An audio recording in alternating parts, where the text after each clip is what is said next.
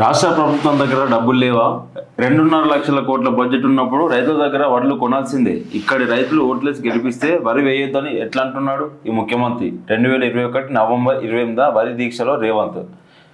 నేడు ఇటీవల రాష్ట్ర ప్రభుత్వం దగ్గర డబ్బులు లేవా?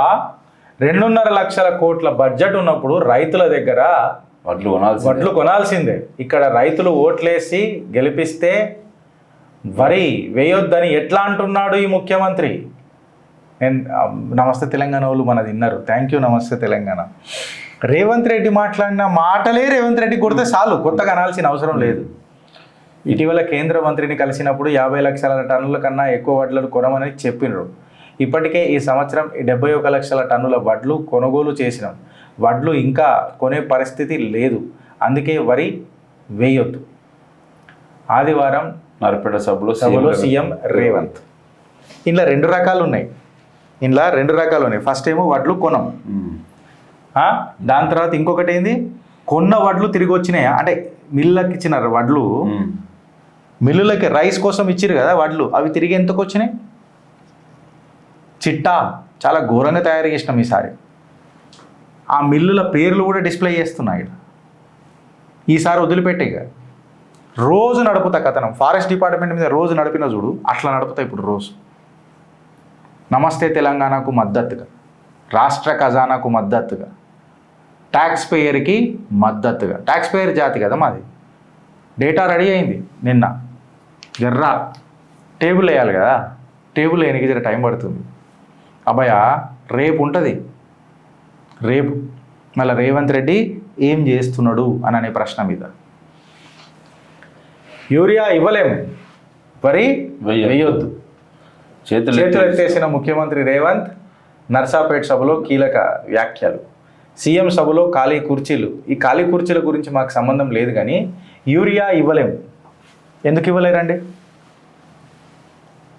సరే మీకు యూరియా దొరకకపోతే బీజేపీనైనా అనుండ్రి, బట్ యూరియా రైతులకు ఇయ్యనుండ్రి. ఇప్పుడైతే ఆపరేషన్ సింధూర్ లేదు కదా, చైనాతో మనకు పెద్ద ఇష్యూస్ లేవు కదా, డైఅమోనియం ఫాస్ఫేట్ చైనాతో మనకు వస్తుందా లేదా, మనం ఎన్ని టన్నులు రిక్వెస్ట్ చేసినాం, ఎన్ని టన్నులు వచ్చింది, ఎన్ని మిలియన్ టన్నులు అడిగినాం, ఎన్ని మిలియన్ టన్నులు వచ్చింది. డిఏపీయే కదా అని ఫర్టిలైజర్లకు మెయిన్గా కావాల్సింది.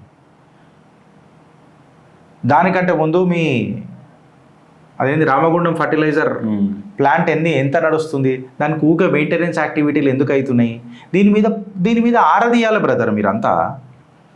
యూరియా ఇవ్వలేమని అంటే ముఖ్యమంత్రి గడ్డి వీక్తున్నాడా అని చెప్పి జస్ట్ క్వశ్చన్ చేసుడు కాదు, ఇవాళ డేటా మాట్లాడుతున్నారు చిత్రగుప్తుల.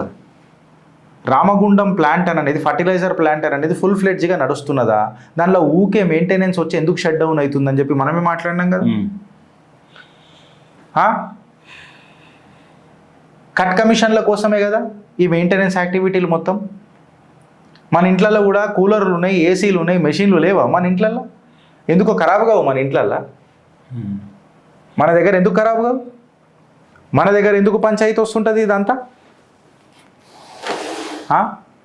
అని అనేది ఆలోచించాలా. వెనకటికి కూడా ఫర్టిలైజర్ ప్లాంట్ల యొక్క కెపాసిటీ మనం మాట్లాడినాం, ఇవి నిలదీయాల. దయచేసి నేను నమస్తే తెలంగాణకు ఒక రిక్వెస్ట్ ఏం చేస్తున్నానంటే, it's a good topic cornering the chief minister of Telangana. I'm not saying cornering chief minister is a good topic, no, the content is good. మీ కంటెంట్ మంచిగా ఉంది. ఆ కంటెంట్లో రామగుండం ఫర్టిలైజర్ ప్లాంట్లో ఎట్లా షట్ డౌన్లు అయినాయి, ఎందుకు అయినాయి, మళ్ళీ గడివిక్తుందా ప్రభుత్వం అని అనేది కంప్లీట్ డీటెయిల్స్ దిగుండ్రి. మా కోటి దిమాగులకు మేమే ఇంత డేటా డ్రిల్ డౌన్ చేసి చూస్తే మీ నెట్వర్క్ ఇంకా మంచిగా దిగొచ్చు. అది ప్రజలను చైతన్యం చేసిన విధంగా అవుతుంది ఫ్రెండ్స్. దయచేసి జర ఆ కోణంలో ఒకసారి ఆలోచించు.